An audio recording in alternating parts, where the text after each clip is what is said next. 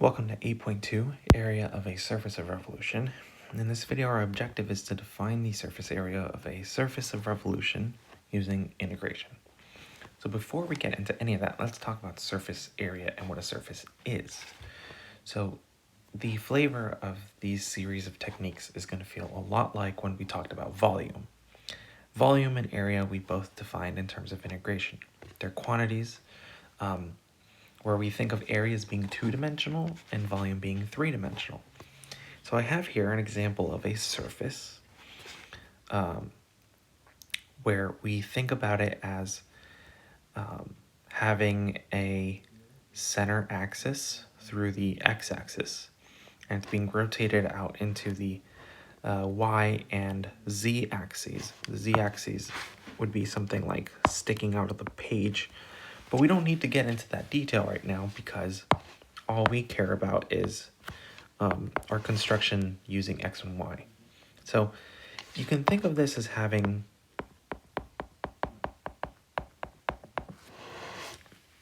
being two-dimensional in the sense that you can walk on the surface on either side as a little ant. That's my horrible drawing of an ant, sorry. And it can be on either side, but it can't be inside the surface, right? The surface is infinitesimally thin. But our task then is to figure out what the area, the total area covering the surface is. So to that end, let's think about a very simple example. In other words, not this example, but let's think about a cylinder. So I have here a right cylinder that's going to serve as our template for the surface area construction.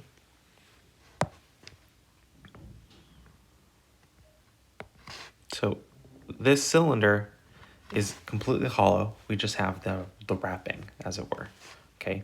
And we know that given a radius and a length, that the surface area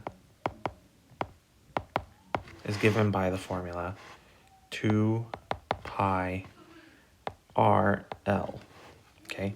Why 2 pi R? So if we think about this as taking an entire piece here, this whole length,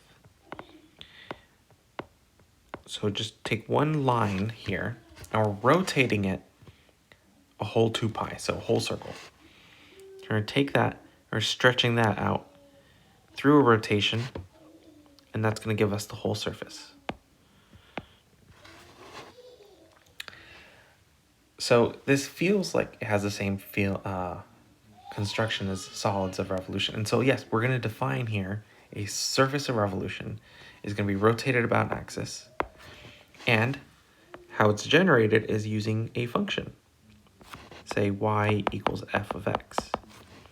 And by rotating that 2 pi about that axis, we're going to get the whole surface. Okay, so now let's talk about constructing surface area for a solid of revolution. Sorry, not a solid of revolution, a surface of revolution.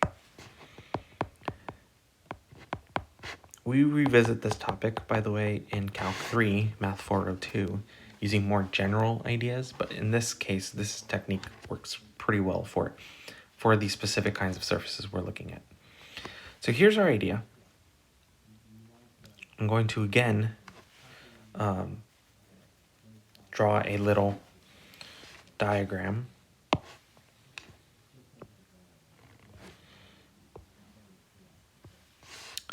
And here's my surface. So that's my y equals f of x. Then I'm then going to rotate about the x-axis. So our axis of revolution looks like that. And so what we want to do is we want to think about how we can generate the whole area. And really, this is where we're going to bring in the idea of arc length. So this is very cool. So we're going to take one segment. We're going to subdivide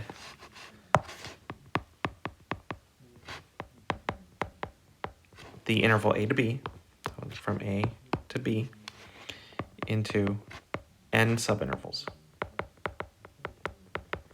And here's one of our representative subintervals, x sub I minus 1, x sub I. It's going to take us all the way up to the surface and give us 2 points. Between those 2 points, I'm going to create an approximating straight line. Create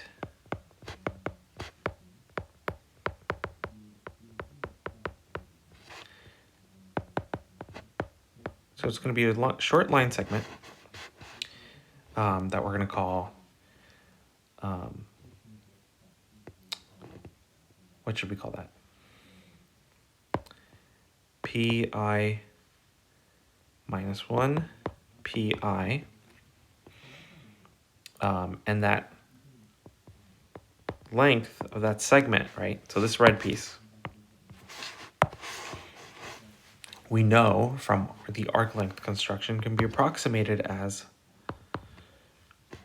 where it's actually equal to 1 plus f prime of x sub I star squared times delta x. So delta x is the difference between the two x values.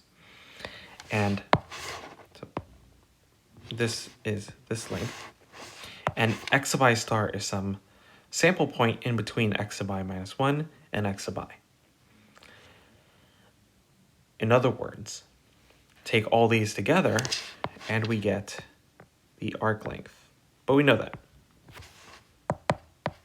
So here's the part though. So we're going to take this line segment and we're going to rotate that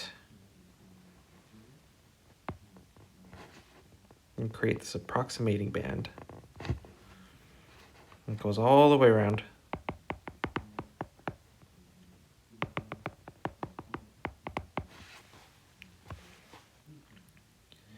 And this now is not an infinitesimal, it's a small approximating piece of the surface area.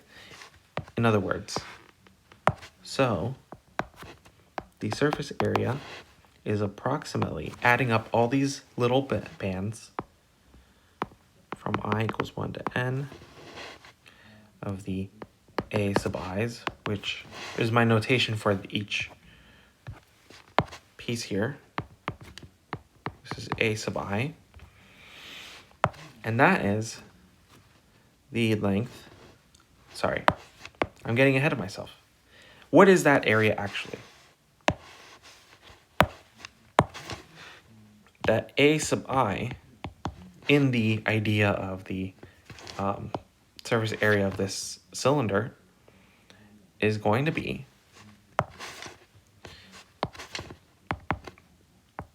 two pi, and then what is r? R is how far away it is from the axis of rotation, which is going to be our f of x sub I star, times the length, which is going to be this piece right here.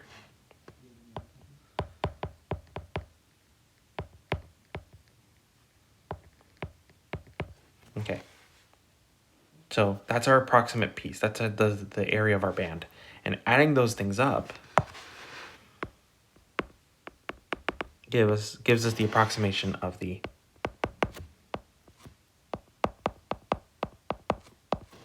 surface area.